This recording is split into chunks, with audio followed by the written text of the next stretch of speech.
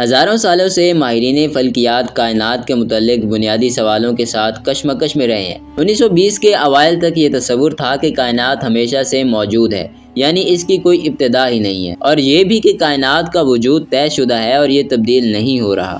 لیکن 1912 میں امریکن ماہر فلکیات وسٹو سلفر نے ایک ایسی دریافت کی جو جلد ہی ماہرین فلکیات کی سوچ کو بدلنے والی تھی۔ کہکشائیں بہت تیزی سے ہماری زمین سے دور جا رہی ہیں، جو کہ پہلا نظریہ ہے کائنات کی توسیع کا۔ 1916 میں البرٹ آئنسٹائن نے اپنی جنرل تھیوری آف ریلیٹیوٹی پیش کر کے اس بات کی طرف اشارہ دیا کہ کائنات کی توسیع اور سکڑنا ضروری ہے۔ کائنات کے پھیلاؤ کے نظریے کی تصدیق 1929 میں ایڈون ہبل کے ہاتھوں سے ہوئی۔ یہ ایک امریکن معروف ماہر فلکیات تھا۔ دراصل ہبل نے ہوکر ٹیلیسکوپ کے ذریعے مشاہدہ کیا کہ گلیکسیز یعنی کہکشائیں مسلسل زمین سے دور جا رہی ہیں، جو واضح کرتا ہے کہ کائنات پھیل رہی ہے۔ لیکن دوستو، ایک مزے کی بات بتاؤں، قرآن مجید میں یہ تھیوری ایک حقیقی سچ کی صورت میں 1450 سال قبل ہی موجود ہے۔ قرآن مجید سورۃ الذاریات آیت نمبر 47 میں ارشاد ہے، اور آسمانی کائنات کو ہم نے بڑی قوت کے ساتھ بنایا، اور یقیناً ہم اس کائنات کو وسعت دیتے جا رہے ہیں۔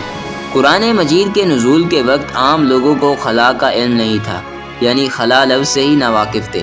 لوگ زمین کے اوپر موجود اشیاء کی نشاندہی لفظ السماء سے کیا کرتے تھے۔ یہاں پر قرآن مجید نے السماء کا لفظ کائناتی آسمان یعنی خلا کے لیے کیا ہے، اور لفظ لموسعون سے واضح ہے کہ اللہ کی ذات خود اس کو پھیلا رہی ہے، یہ خود بخود نہیں پھیل رہا ہے۔ یہ آیت اس بات کی طرف اشارہ کرتی ہے کہ قرآن حق ہے اور منزل من اللہ ہے۔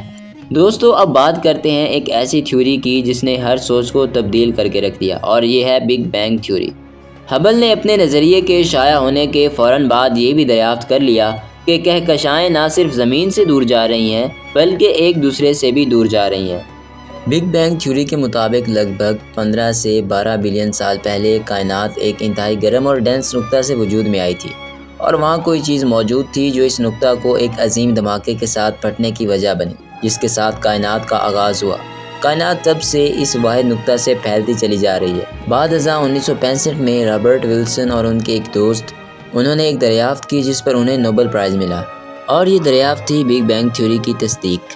1965 میں پینزیاس اور ولسن نے 2.725 ڈگری کیلون CMB ویوز دریافت کیں جو کائنات میں پھیلی ہوئی تھی۔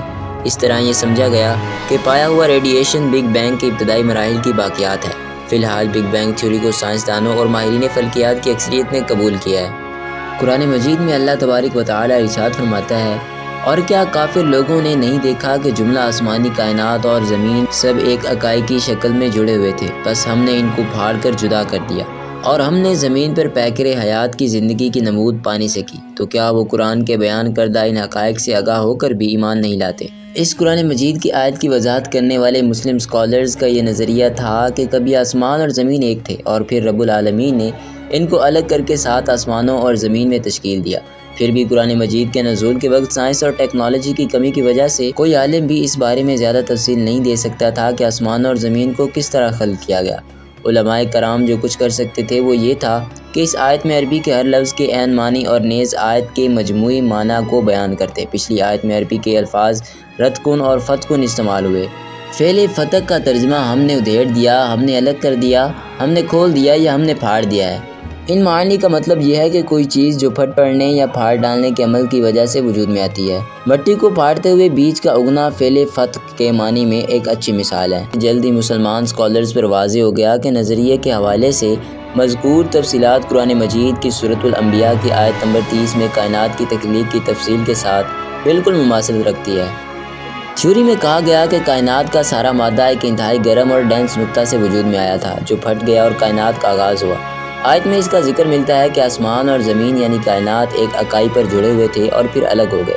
ایک بار پھر اس بات کی واحد وضاحت یہ ہے کہ یہ معلومات قرآن مجید میں حضرت محمد صلی اللہ علیہ وآلہ وسلم کو وقتاً کائنات کو تخلیق کرنے والے واحد رب اللہ کی طرف سے وحی کے ذریعے ملی تھی۔